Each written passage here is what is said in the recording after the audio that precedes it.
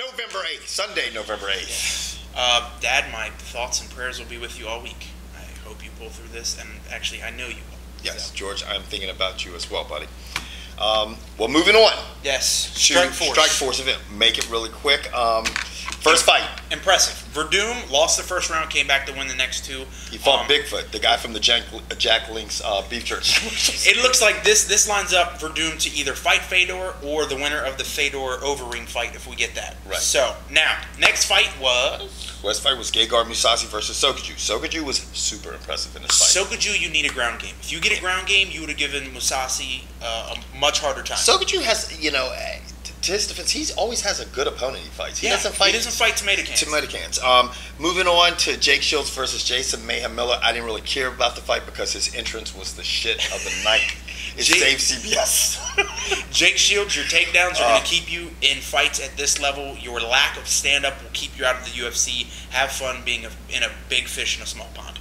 Yeah, I mean... That sums it up. In other words, Jake Shields won on his takedowns. Yeah. He has no stand-up. I don't know. He needs to learn how to box. He's impressive, but I will Go say... find Freddie Roach. Yeah, Freddie Roach. If he could do that, he'd be nasty, because if he didn't get saved by that third round... the time. Saved by the bell. He was definitely saved by the bell, or however the fuck you want to word, but he was saved like shit. Now, Brett Rogers. Shut the fuck up.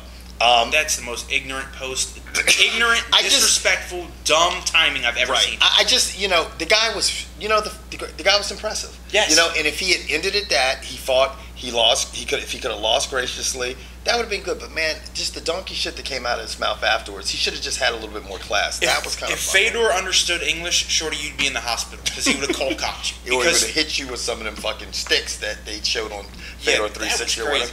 Yeah. But that dude lives wild. I can't believe you're standing 3 feet from... I mean, I'm not saying you have to kiss his ass or juggle his balls or anything like that. But you know what? Honestly, I'd be like, I fought very well.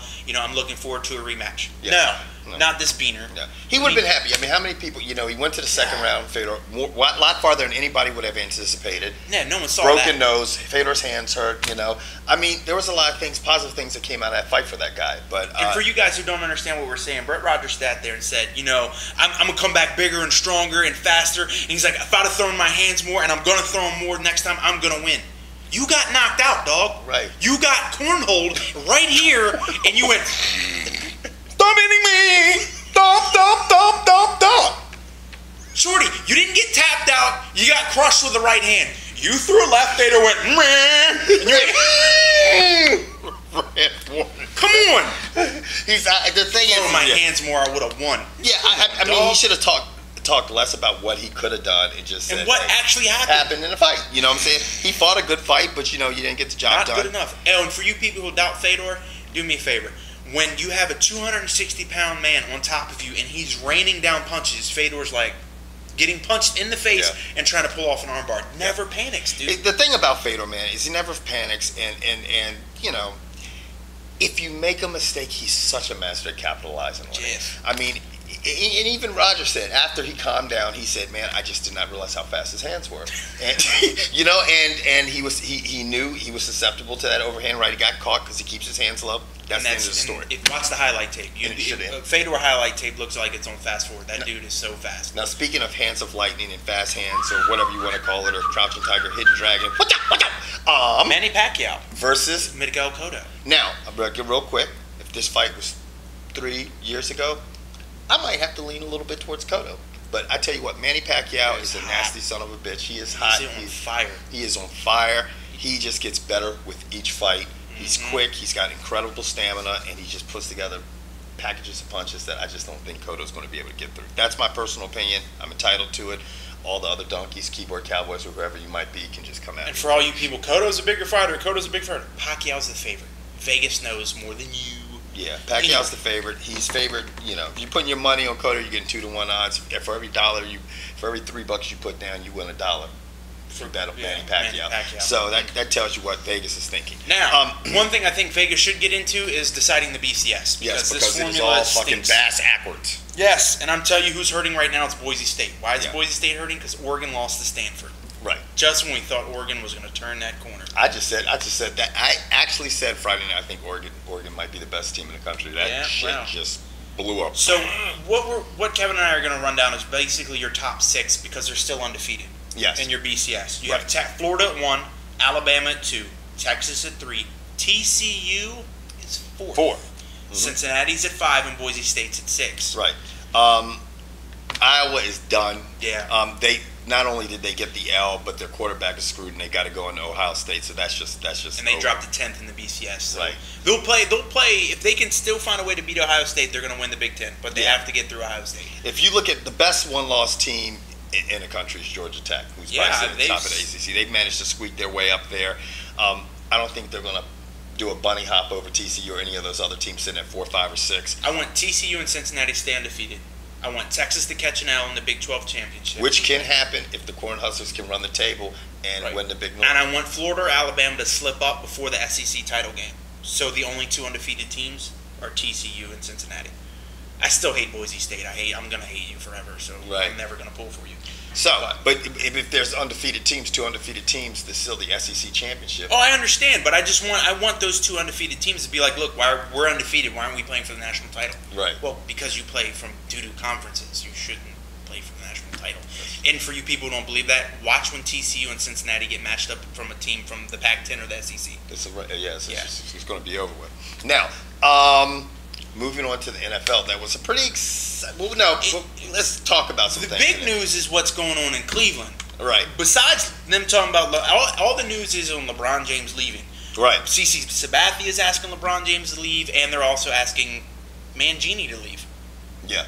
The Browns head coach has been there 1 year. You're halfway through the season, and they're already talking about Mike Holmgren's on our wish list.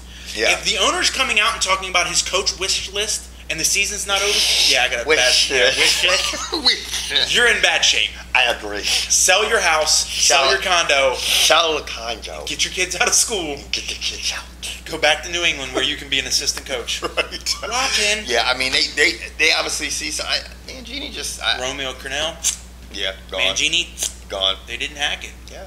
I mean the thing is that the Browns are getting to the point where the owners come out and he's been meeting with fans and everything, and they're saying, hey, they're starting to voice their opinion, and it's obviously it's forcing him to make some changes, or at least think about making some changes. He got rid of the GM, right? Yeah. So, he's thinking about bringing somebody in there that's got a proven track record. With the scores today, the big thing was Tampa Bay got their first win, right? Yes, they did, and guess who picked up their quarterback? George did. But it doesn't matter because he's I'm playing me. Dun, dun, dun, dun, dun. Who has Drew Brees. Right there. Drew Brees. Right about and Peyton there. Manning. Yes. And Vincent Jackson. Yes. I'm just stacked. You know what? I'm coming after T-Lock. I'm saying it right now on the show. And I'm coming after Bobby. The Steel City Soldiers. Because they're actually the top team in our league, man. Yeah, anyway. Your side sells. What happened? I'm saying your side's doing great. Yeah. The Redskins didn't show up for another week. Yeah. My boys play here in about an hour. The 2 undefeated teams, Still New Orleans and Indianapolis, remained undefeated. Both Drew Brees and Peyton Manning. Peyton Manning became the first quarterback to throw over 40,000 yards in a decade. If he manages to polish off another 4 TDs before the season's out, he'll be the first quarterback to have 300 passing TDs in a decade. Wonder if we'll do that. Yeah. I mean, unbelievable shit. So they squeaked one out. New Orleans squeaked one out. Nothing else really exciting in the NFL. The big game is tonight, Dallas versus Philly. That's for number 1 in the NFC East. Yeah. I got to go with Philly on that game. I just think that defense could get in there and rattle Romo. Giants, 4th loss in a row. Yeah. Started off 5-0, and now you're 5-4 with 4 consecutive losses. Bye-bye. Yeah, they gave up one right at the end of the game. Who did they lose to in the last? Chargers. Yeah. That's right. You know why they lost? Because Vincent Jackson, man. That's just money, ain't it, man? Get the fuck out of here. See how he leaves my shit? Yeah, because I'm bitter. He's floating. He's bitter because I'm fucking him up. I got him about like 40 No, points. when you're 1-5, you're thinking, shit, I'll just unload my team and try to help my buddies out and win. Next thing I know is I win 2 weeks in a row with some pure butt. And my side of the league is so rough. What? My players are butt. Look at my team. Come on. I'm picking up a rookie quarterback because Mark Sanchez was on bye because I traded away Eli Manning. Pure butt. I I have Tony Romo. You trade away Eli Manning, and Reggie Wayne. Reggie Wayne fucked you up, but Eli Manning was a good trade because he got freaking Josh Freeman. You got the boy from Tampa who gave you the most points you've had so far. 23 points. But now watch what Blomo does tonight. Hopefully he throws 3,000 picks because I want my Eagles to destroy the Cowgirls. I hate the Cowboys. Anyway, that about wraps it up this week. Does. Man. Yeah, we'll see you guys next week. Later. Bye.